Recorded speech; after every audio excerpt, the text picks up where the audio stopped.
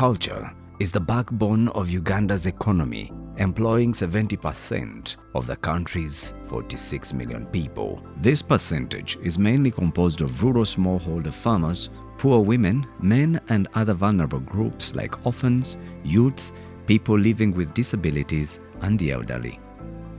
Although their efforts contribute to half of Uganda's export earnings and a quarter of the country's internal revenue, much of the land on which they live and farm is not documented. Only 23% of the country's available 200,510 square kilometers is documented. The rest of the land is customarily owned and unregistered. Most of the land grabbing and eviction incidences revolve around this very gap. Usually, victims are smallholder farmers and other vulnerable people. People are fighting for land. The biggest number of cases in court, the biggest number of cases in office of the probation, situations of family wrangles are around land ownership. Absence of conclusive evidence of land ownership further compounds many people to poverty as they cannot access loans to boost their farm enterprise. To further understand these issues, Global Land Tool Network (GLTN) undertook a study in 2017. It is this study that informed the promotion of Certificate of Customary Land Ownership as a solution to inequitable access to land and natural resources, land conflicts, tenure insecurity, and weak land management institutions.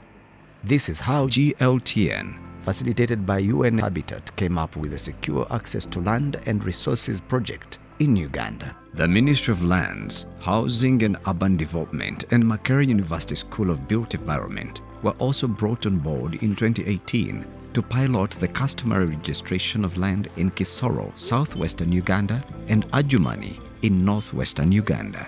The process employed Social Tenure Domain Model (STDM), a fit-for-purpose land information tool developed by Global Land Tool Network. Since 2018, the project has registered and processed land certificates of 20,000 households, accounting for 11,000 parcels of land in Adjumani and Kisoro. Ongoing in Kisoro's Nyachinama in Murora Sub-County and Pachara in Adjumani. During the mapping process, transparency is of essence. The exercise starts with briefing of the community, the landowners, local council officials, neighbors, as well as area committee members. After this, biodata of applicants, spouses and children is captured and their photographs duly attached to the forms. Today, the Adjumani project team is in Marindi village in Pachara sub-county to map parcels of land, including that of 65-year-old Sarafina. Although Sarafina has walking difficulties, she manages to lead the team to her boundaries. Coordinates are then captured and formal boundaries laid out, much to the satisfaction of the witnesses.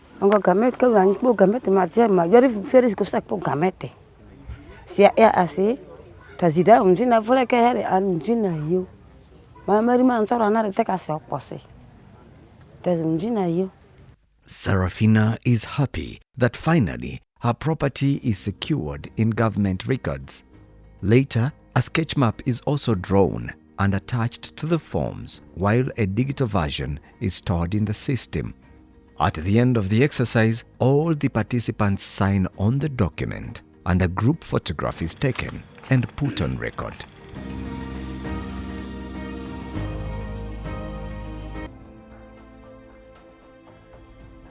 On the foothills of Mountain Muhabura is Murora sub-county.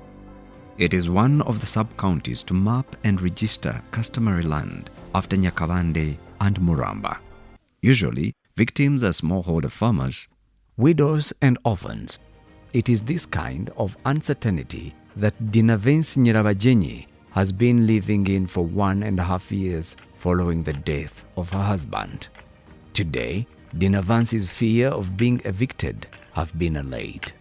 For her, the coming of SALaR project was timely. Her land was mapped and her names and photos of her children captured.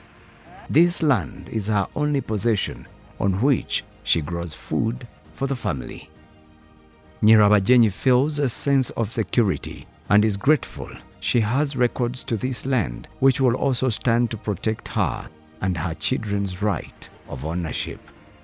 Ibyo mpingagamo nibyo ngaburiraga abana, ngakuramo ibyo guteka nibyo kugurisha, nkaguraho isabune n'umunyu, nuko tukabona turariye turaryamye.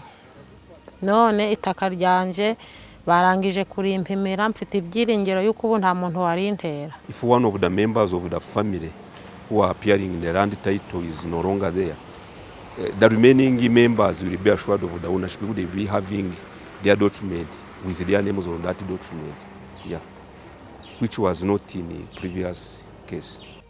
As the SALaR project makes more strides to more households, it leaves not only a sense of land security, but also new hope to access loans for development.